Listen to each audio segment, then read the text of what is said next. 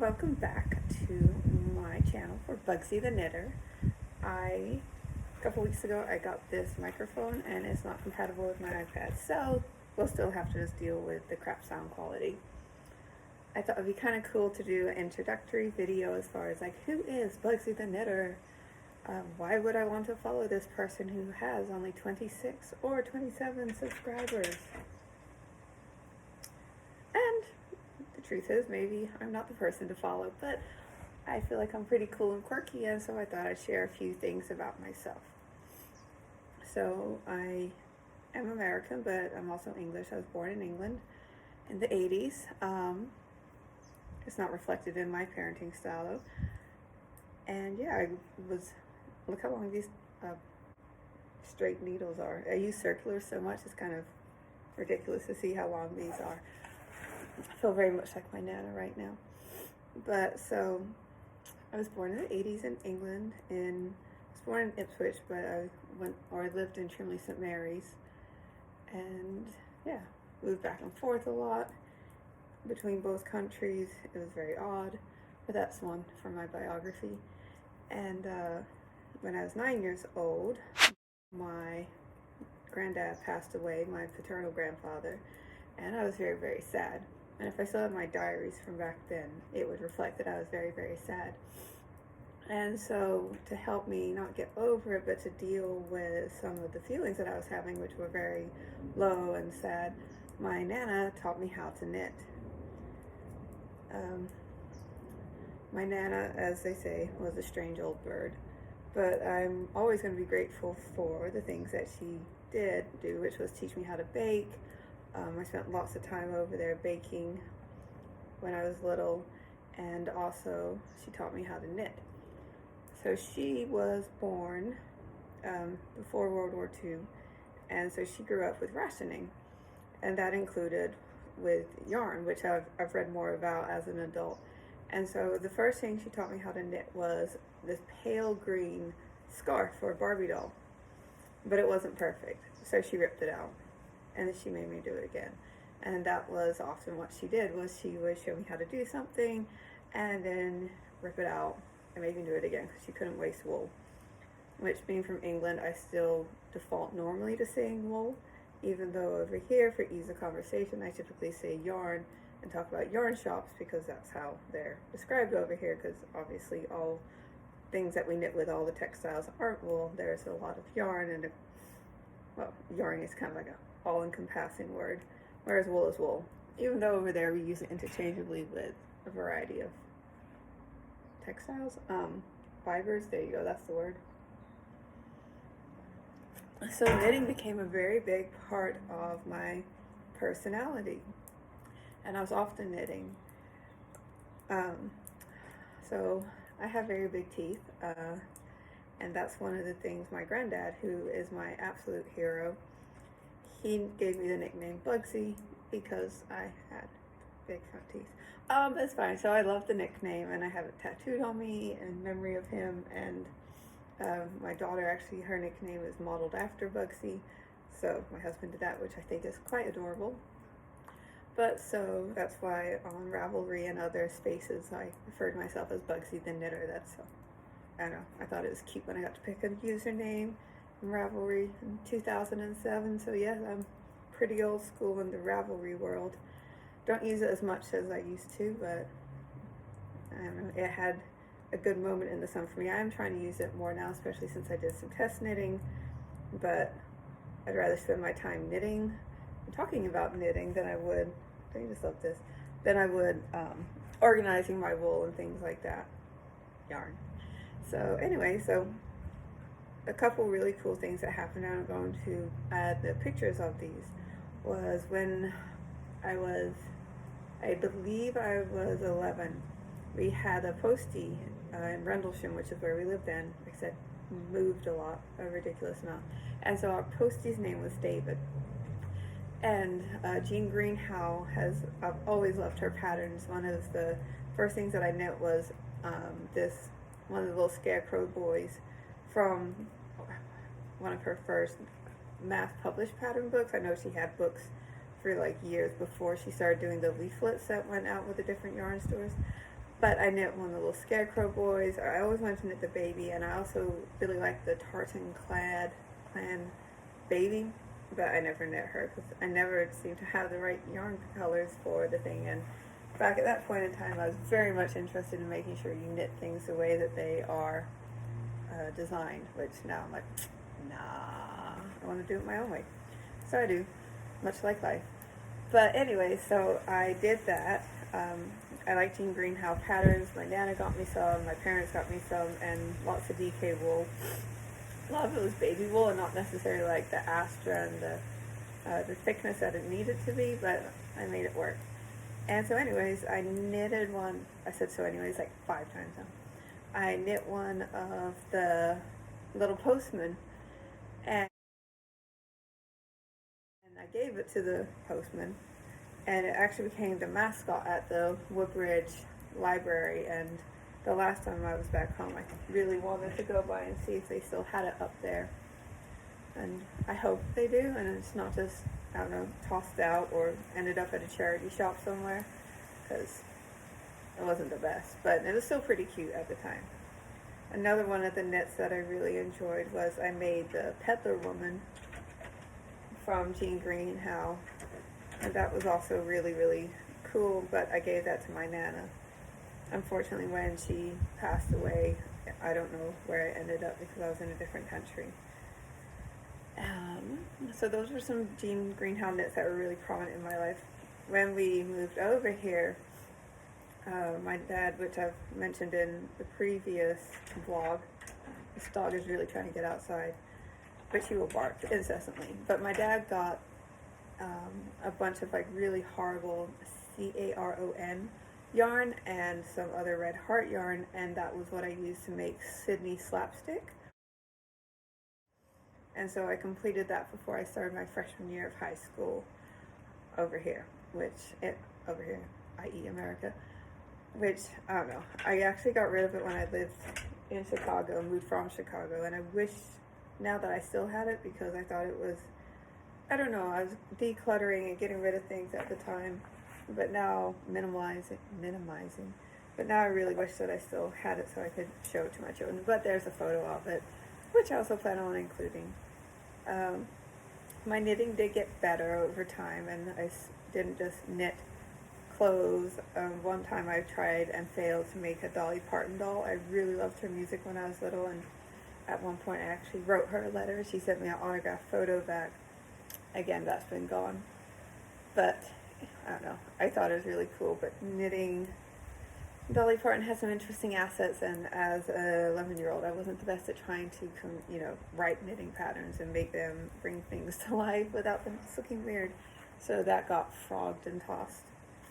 I always really liked knitting clothes for my dolls, and on Etsy a couple months ago I actually found this pattern book for Barbies and Cindy's that my Nana had for a while.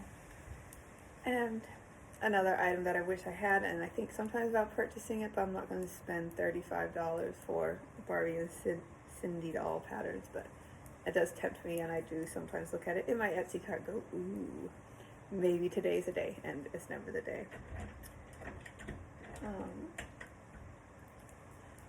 I worked at a factory when I was in college, and it was a heavy industrial factory, which was really hard work. It wasn't, not decrying anybody of any level of like manual labor.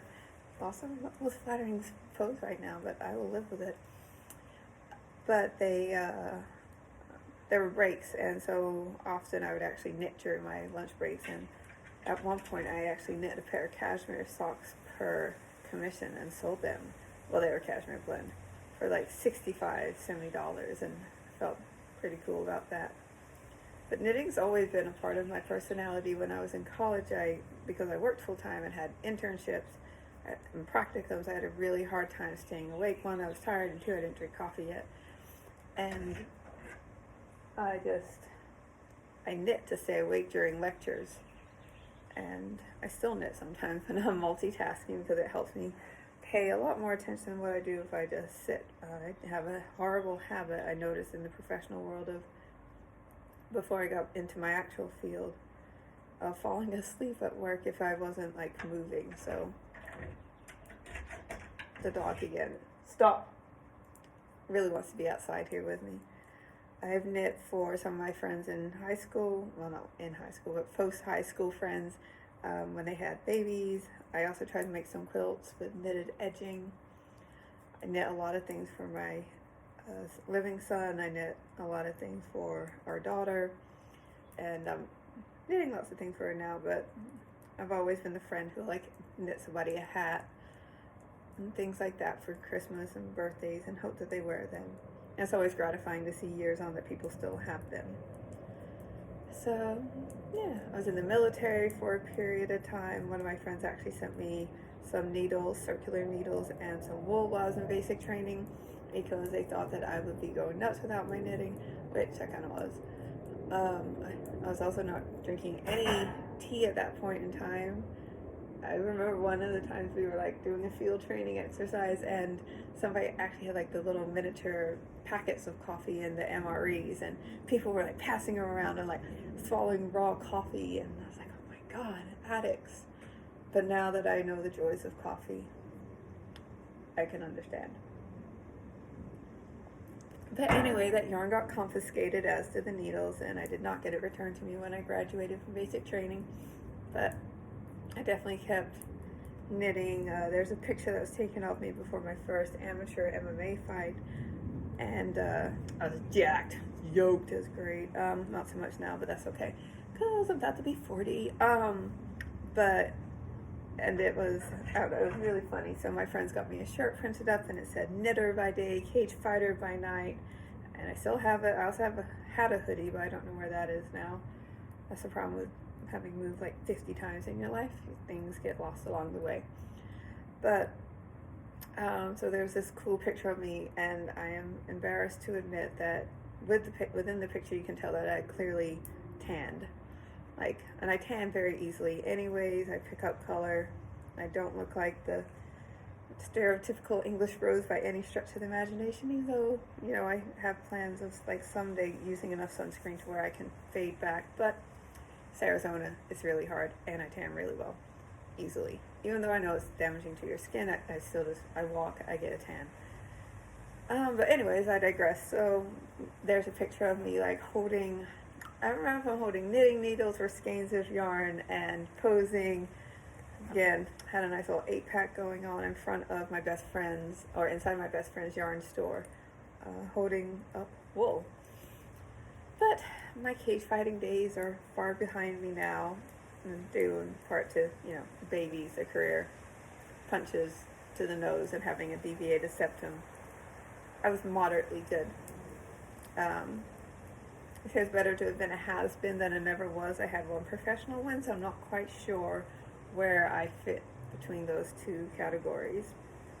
But I've knit in some really cool places. I knit when I was in Thailand for a trip. I knit when I was in Egypt doing social work abroad for my master's program. I probably would have taken my knitting to the hospital when I was in labor had I known how long I was going to be there with the second baby, but I guess with the big idea I had in my hand, that wouldn't have worked out. I don't knit while I'm driving, even though I have a couple friends who do drive with their knees and knit at the same time, so scary. But I love knitting on road trips. I take my knitting with me pretty much everywhere, which is also why I like using my Della Cute bags, because you can take it and it's not so obvious. But I love knitting. And Worldwide Knit in Public Day is typically my birthday weekend, and I definitely plan on doing some knitting in public this birthday. And we've got a trip planned for that, and I'm running my first marathon and probably my last marathon, and I'm planning on doing a tiny yarn crawl at the same time if that works out. So those are things. Man, that is not a flattering sit at all, but it'll be okay. So I'm knitting as I am. One of the things I want to do with this blog is be really, really authentic. I thought even about putting on some makeup and stuff like that, and to be honest, I went for a run earlier today and I've not showered yet. I was like, I'm not that kind of filtery person, and it's no offense to anybody who is, but I'm I look tired. I'm a mother of 2. I work weird hours, and I think it's okay to be authentic and to show up as yourself. So that's something that I really want to do in this vlog. One of the interesting things about being a female fighter is it's a very, very like sexualized thing, which it shouldn't be, right? Because it's getting punched in the face and like small joint manipulations and things like that. But the amount of time that people be like, you get sponsors and people would want you to take like sexy fighter girl pics, and you know, so like in underwear and like naked breasts, but like covering them up. And I didn't do that, and I'm not saying anything negative about anybody who does choose to do that. I think there's many empowering things that we as women and human beings in general can do to celebrate our body and our sexuality and just like everything about us. Like, do what makes you feel happy as long as it doesn't like infringe on the rights of others, etc., etc., etc. But I knew that wasn't for me, and so I'm glad that I stuck with that. And so, I mean, there's some really cheesy pictures of me. There's some pretty cool ones too. Be like, going like inside a smashed up car that this really amazing photographer and also previous fighter took of me, Ashley Salazar. She's got another last name too. I don't remember it right now. But I just want to like show up, and I love knitting. I think knitting is a great support for mental health. And yeah, so I don't know. I feel like that was a decent intro as far as like who is Bugsytheknitter, and I think that's pretty much it for today. I know I have to do some more work and things before the baby wakes up from her nap. So here's what I'm knitting currently. It's a sleeve. No, it's not a sleeve. It's a left front. Also, why is the left front always the front that gets knitted first? Why not the front, right front? I want to know this answer. I'm sure there's an answer on the internet, but maybe it's rhetorical and it's better not to know. So anyways, thank you. Please feel free to do the whole cheesy thing of liking and subscribing, getting the notifications when I do post my irregular blog posts. And yeah.